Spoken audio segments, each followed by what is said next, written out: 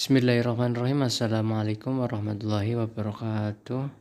Selamat pagi anak-anak kelas 5. Hari ini kita akan belajar di bab 2 pembelajaran agama Islam tentang mengenal nama Allah dan kitab-kitab. Nah, di sini terbagi menjadi 3 poin. Yang pertama adalah mengenal Allah melalui Asmaul Husna.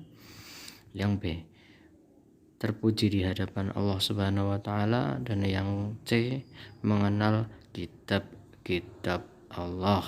Nah, sambil dibuka modul pendidikan agama Islam di halaman 16. Di situ bisa dilihat bersama-sama materi yang akan kita pelajari di bab 2. Nah, yang pertama poin A, mengenal Allah melalui Asmaul Husna.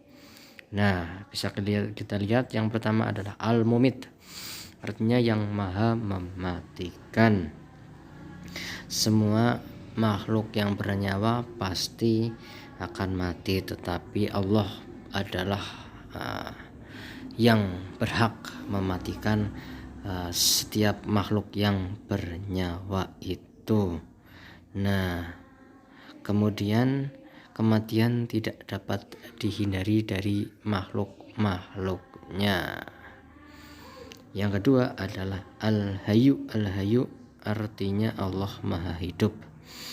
Mengandung arti bahwa hidup kekal selamanya dan yang memberi hidup makhluknya.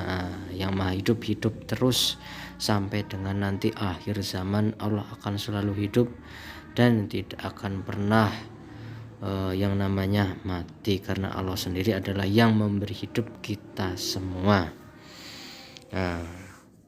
Maka dari itu kita sebagai umatnya agar selalu berdoa agar kita selalu diberi kesehatan, agar terus hidup dengan bermanfaat bagi orang-orang di sekitar kita.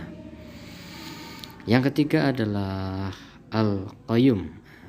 Al-Qayyum artinya Allah yang maha mandiri atau berdiri sendiri. Mengandung arti bahwa Allah itu berdiri sendiri untuk selama-lamanya, memberikan pendidikan kepada manusia supaya hidup tidak bergantung kepada orang lain. Nah, poinnya adalah supaya kita itu tidak hanya terus mengandalkan orang-orang di sekitar kita. Kita harus bisa mandiri, mulai dari hal-hal yang kecil sampai dengan nanti ketika kita sudah dewasa, kita sudah berkeluarga. Jangan sampai hidup kita membebani orang lain. Nah, jangan sampai seperti itu. Oke ya, anak-anak. Untuk yang keempat adalah Al-Ahad. Al-Ahad artinya Allah yang Maha Esa. Esa artinya apa? Esa artinya satu.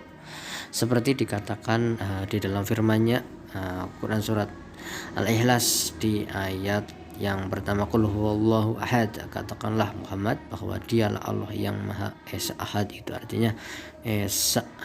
Esa artinya tunggal. Nah, tidak ada yang menyamainya, tidak ada Tuhan selain Allah, dan tidak ada sekutu. Nah, sekutu itu tidak ada Tuhan-Tuhan yang lain, bekerja sama dengan Tuhan yang lain, itu tidak. Allah artinya satu, sangat cukup untuk mengurusi seluruh makhluk-makhluknya seperti kita. Nah, yang selanjutnya adalah B, terpuji di hadapan Allah. Nah, ini artinya kita harus bersikap dan berperilaku dengan cara mengamalkan Asmaul Husna di dalam kehidupan sehari-hari. Nah, misalnya saja kita selalu berserah diri bahwa kematian itu adalah hak Allah, dan kita harus pasrah terhadap hal-hal yang demikian itu. Dan banyak hal-hal lain yang harus kita amalkan berkaitan dengan Asmaul Husna itu. Nah, selanjutnya adalah kitab-kitab Allah. Ada 4 kitab Allah yang diturunkan kepada rasul-rasulnya. Yang pertama adalah kitab Taurat diturunkan kepada Nabi Musa, yang kedua adalah kitab Zabur diturunkan kepada Nabi Daud, yang ketiga kitab Injil diturunkan kepada Nabi Isa, dan yang terakhir adalah kitab Al-Quran diturunkan kepada Nabi Muhammad Sallallahu Alaihi Wasallam. Perbedaannya seperti apa? Nah, kita bisa lihat di dalam bagan di gambar tersebut. Nah, perbedaannya sudah sangat jelas. Nah, mulai dari siapa nabi yang menerima, isinya apa saja, kemudian pedomannya untuk siapa yang menerima atau kaum-kaumnya, dan yang terakhir cara kitab itu turun. Nah, kalau kitab-kitab yang selain Al-Quran itu diturunkan secara sekaligus, karena secara garis besarnya saja dari perintah-perintah Allah, dan istimewanya adalah Al-Quran ini diturunkan secara berangsur-angsur agar umatnya dapat mengamalkan lebih dalam. Kemudian nilai-nilai dari Al-Quran itu akan terus terbawa sampai dengan hari kiamat nanti. Amin amin ya rabbal alamin. Kemudian yang poin yang terakhir adalah selain kitab, Allah juga menurunkan suhuf. Suhuf artinya lembaran-lembaran. Nah, seperti ini juga merupakan firman Allah, petunjuk kepada nabi yang dipilih. Nabinya sih ada siapa saja. Nah, di sini di dalam modul ada 4 nabi yang menerima suhuf atau lembaran-lembaran yang berisi perintah ataupun larangan Allah. Nah, ada nabi yang pertama, Nabi Adam menerima 10 suhuf, yang kedua Nabi Ibrahim dengan 30 suhuf, 3 Nabi Syed menerima 50 suhuf, dan 4 Nabi Musa menerima 10 suhuf sebelum diberi kitab Taurat. Nah, demikian yang dapat saya sampaikan.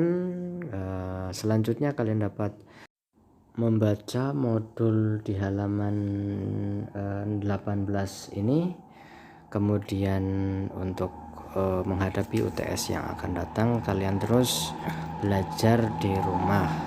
Terima kasih atas perhatiannya. Mohon maaf bila ada kekurangan. Billahi taufik wal hidayah. Wassalamualaikum warahmatullahi wabarakatuh.